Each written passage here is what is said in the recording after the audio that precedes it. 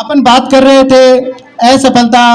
आजकल आप भी देखते हैं, हम भी देखते हैं, एक दो परीक्षाएं, कंपटीशन, प्रतियोगिताएं इतनी ज़्यादा हो गई हैं, छोटे छोटे बच्चे हैं वो आत्महत्या कर लेते हैं। तो ये बहुत ही हृदय द्रवित होने वाली बात है एक कच्ची उम्र में। तो बच्चों को भी हौसला रखना है और माताओं का और पिताओं का भी ये दायित्व है, संरक्षक का ये दायित्व है कि बच्चों के मन में ये बैठाएं कि एक असफलता है, वो उससे कहीं आपका जीवन समाप्त नहीं हो जाता है। हो सकता है एक असफलता आपके लिए कोई दूसरा द्वार खोलती हो।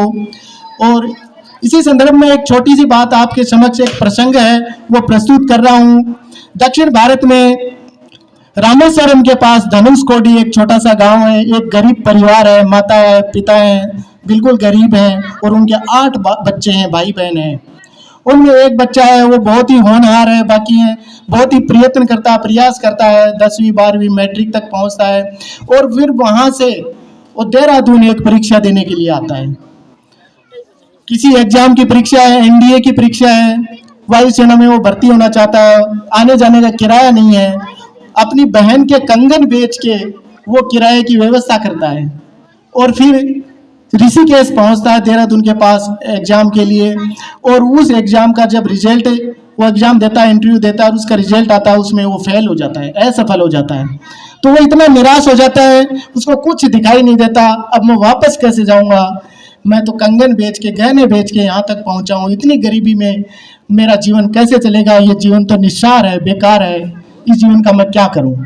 तो ये सोच करके, हताश होकर के वो वहां पर एक ऊंची चट्टान पे खड़ा होता है, नीचे माँ गंगा प्रवाहित हो रही है, उसके समक्ष वो गंगा में लीन होने के लिए तत्पर, बिल्कुल तैयार था। उसी समय एक योगी वहां से गुजर रहे होते हैं, वो देखते हैं और योगी थे, मनस्वी थे, तपस्वी थे, दूर से ही देख लिया, भांप लिया, वास्तव में योगी थे, आज के बाबाओं की तरह नहीं थे। तो उन्होंने दूर से देख लिया कि क्या था, कि ये बच्चे के मन में कुछ चल रहा है, कहीं ये कुछ अनहोनी ना हो जाए।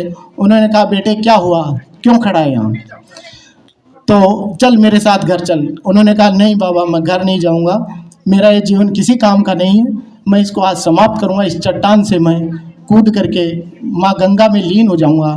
तो उन्होंने कहा कि क्या हुआ, तू एक बार मेरे साथ तो चल। तो उन्होंने उनको, उस बच्चे को वहाँ गंगा के पास खड़ा नहीं होने दिया और अपने साथ आश्रम में ले गए, उसको खाना खिलाया और बाद में पूछा।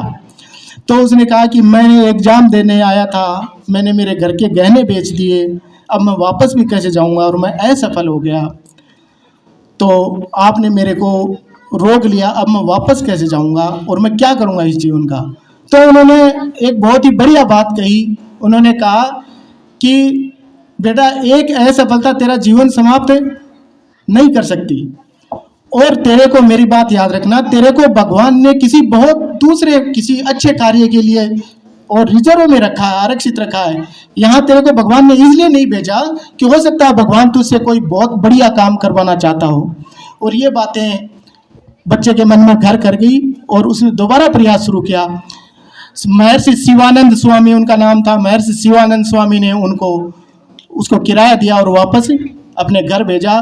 बच्चे ने दोबारा तैयारी की और वो इसरो में वैज्ञानिक बना और उसके बाद में पूरी दुनिया में अपना लोहा मनवाया, जिसे आज हम मिसाइल मैन के नाम से जानते हैं। एपीजे अब्दुल कलाम, जो हमारे माननीय सम्माननीय पूर्व राष्ट्रपति थे, उनका ये प्रसंग था। तो उनसे ज़्यादा परिस्थितियां तो किसी की खराब हो ही नहीं सकती और उनसे ज़्यादा ऊंचाइयां छूने के लिए भी बहुत कुछ करना पड़ता है।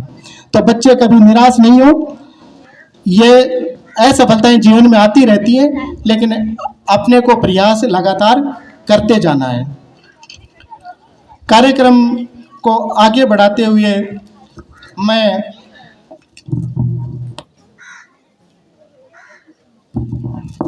अगला जो कार्यक्रम है उसके लिए बुलाना चाहूँगा पूनम एंड पार्टी, ना झुकेगा देश मेरा।